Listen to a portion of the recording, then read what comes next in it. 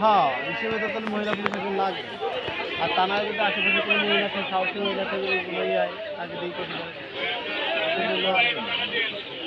এরকম পারবে না কারণ ওইটা যখন ছিল অনেক মানুষ নিয়ে আর করার জন্য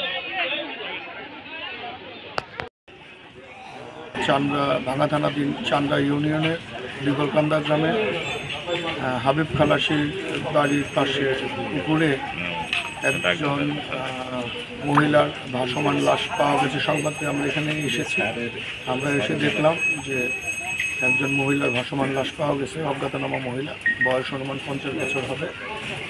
আমরা সেটা পুলিশ যে আইনগত ব্যবস্থা আছে সেটা আমরা গ্রহণ করতেছি। ধন্যবাদ।